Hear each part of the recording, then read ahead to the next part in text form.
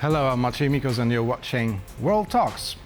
The second Polish astronaut in history, Sławosz Uznański-Wiśniewski, is orbiting planet Earth aboard the International Space Station. As thousands of people follow closely his mission, one particular Polish politician knows more about it than anybody else. And to discuss the historic space mission and more, we're joined by Aleksandra Uznańska-Wiśniewska, Polish MP, and privately, Sławosz Uznański-Wiśniewski's wife. Good evening. Good evening. Thank you very much for having me. Thank you for accepting the invitation. So Axiom-4 crew successfully reached the ISS on June 26th.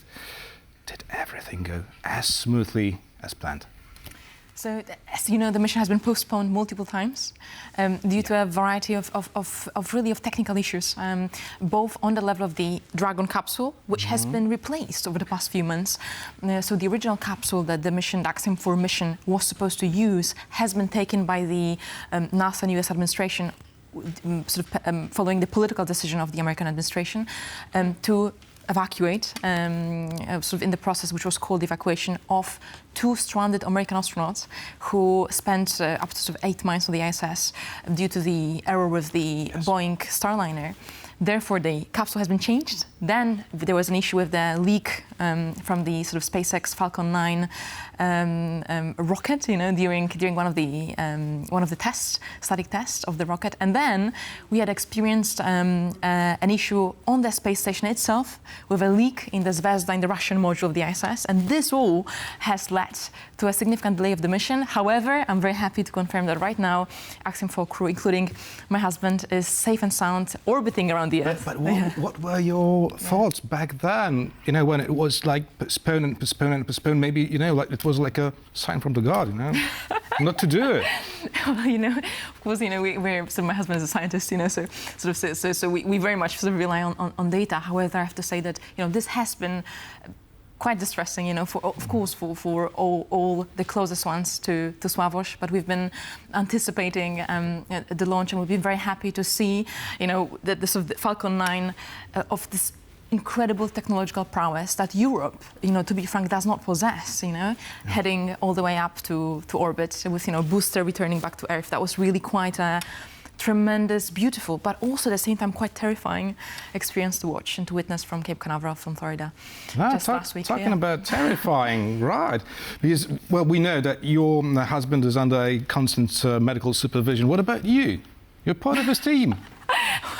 Well, to be frank, I think I'm doing for the challenge, I think I'm doing relatively all right. But of course, if any of the immediate family members of any of the astronauts was to need such support, then we can use a psychiatrist, we can use a medical doctor, a flight surgeon.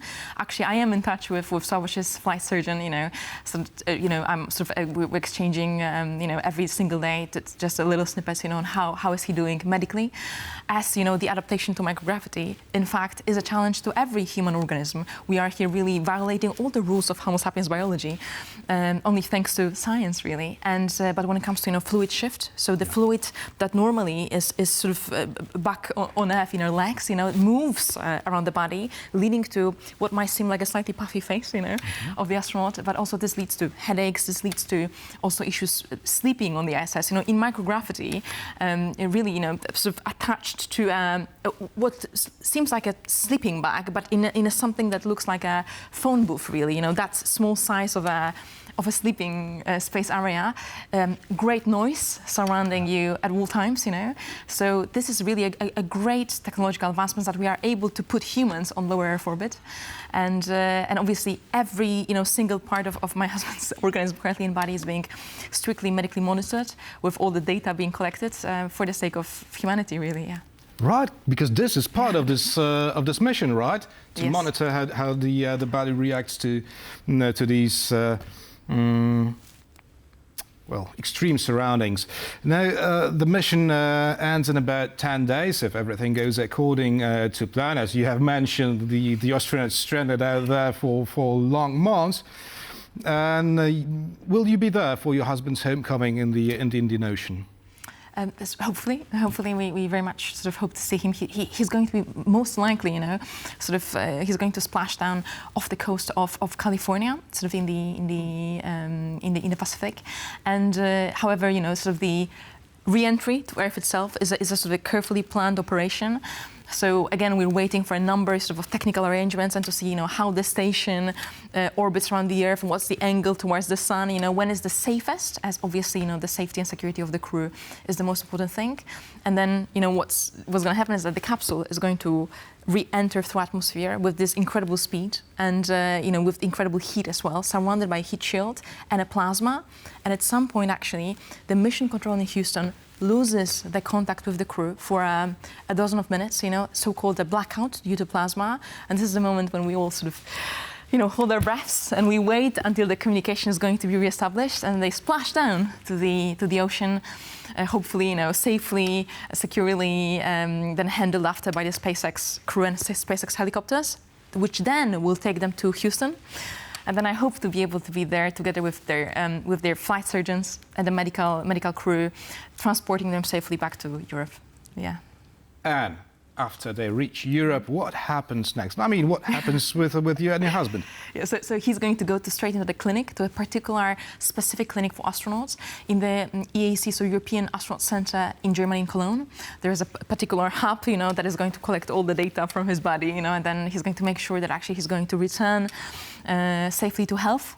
2 weeks is not that long of a time in space, but for astronauts which stay longer, really, every sort of month in space is a very, very significant and exhaustion for your organism. Losing of your bone mass, of your muscle mass, sometimes issues of eyesight, and obviously, returning at enormous speed, which is just distress to your body. However, I hope that he's going to return to health as soon as possible, because I think there's such potential of the mission, to positively contribute to the Polish society, science, technology, but also defense. Yeah. Well, I do not particularly want to discuss defense at this moment, but there's another thing, because, well, as you said, you were a bit worried about, going up there. You're still worrying about his homecoming. Would you let him go one more time? Well, I truly believe that there is something, there's something beautiful about a relationship which is based on respect of each other's freedom.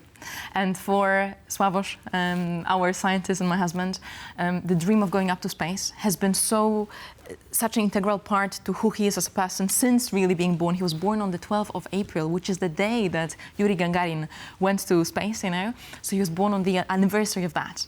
And, since being born, his mom would tell him not happy birthday, but happy cosmonaut day. And this implanted in this young boy, this dream of completely unrealistic dream, but of reaching the stars one day, And I would never tell him to resign from that. However, to be frank with you, when we look at the options of the future spaceflight, then these are likely to be different missions, since the ISS, the International Space Station itself, is likely to be deorbited by 2030. And even right now, we saw the issues with the Zvezda module, which led to the delay of the mission.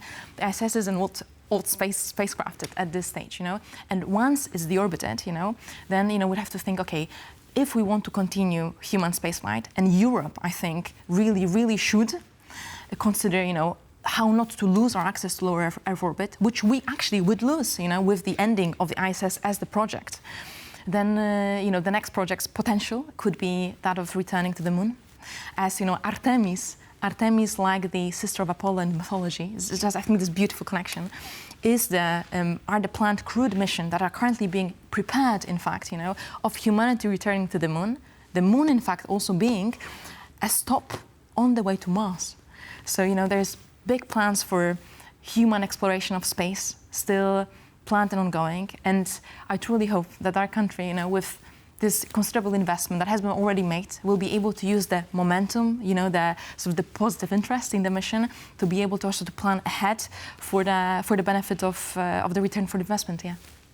Precisely, because this mission is, well, as costly as they come. There's no doubt about it. Now, as we're already back to Earth, you mentioned defense as well. I have a question of a different type. How would you comment on today's Supreme Court's verdict on the Polish presidential election? Well, this just happened right now, in fact. So we've just heard from the Supreme Court that the result of the Polish presidential election, the most recent presidential elections, is in fact valid. That was the ruling that we have just received, literally like sort of 2 hours ago. And I mean, to be frank with you, of course, we've been waiting, for the Supreme Court to make any statement following what really has been 54,000 of public sort of protests, submitting to the Supreme Court regarding the anomalies, irregularities, votes misallocations, and some issues, human errors as well, including the counting of the votes, which have been recorded in the number of electoral committees over the country, and which had led to really a disquiet, amongst voters. And to be frank with you, well, of course, we have to, wait for the sort of the formal statements on behalf of the Ministry of Justice, of our government, of the government spokesperson, which we thankfully now have. However, to be frank with you, for me, what has happened over the past 1 week, and seeing, how many misallocations have been actually proven to be in fact have had occurred, this really truly undermines the public trust of the process, and this is my concern. Sure. Because democracy rests on the public trust of our, of that every single vote counts. And every party in Poland, is going to say the same thing, that every single vote counts. And in order for us, to preserve this fundamental trust in legitimacy of our political systems, we have to make sure that these things do not occur. And well, having you in the studio, I mean, we can send a man out there to the space, and we're still having some problems counting votes. Now, there's this last question I want to ask you, and I expect a frank answer. Prime Minister Donald Tusk announced a major government reshuffle this summer. Now, first, do you agree with this move? Which ministries, if so, which ministries should undergo some changes? And would you be interested in becoming one of the ministers? Well, to be honest, to be frank, I've never received such question, neither behind the closed doors, to be completely frank with you, or on a live interview. To be honest with you, well, to be frank with you, I think that maybe one day, if the time comes, However, I truly believe that I myself, I'm in the very beginning of my political path. I've been honored and privileged, to be able to serve currently, which I'm serving on the parliamentary committees, where I feel like I can add value. So, Foreign Affairs Committee, NATO Subcommittee, National Defense Committee, and it's been a true privilege, particularly to be cooperating with the Foreign Affairs Ministry, led by, I believe, brilliant Minister Radosław Sikorski. And it's been just such a joy, to see that Polish diplomacy, can be led with such charisma, such strength and such integrity. So there, I've been only impressed, and it will be a joy for me if I can continue to support Minister Sikorski, be it from the level of the parliament or from the level of any other support role in the future. Yeah. But never say never. Spoken like a true politician. Aleksandra Uznańska-Wiśniewska, Polish MP, and, well, privately, Sławosz Uznański-Wiśniewski's wife. Thank you very much. Thank you very much. And thank you for watching and stay with us for much more here on TVP World.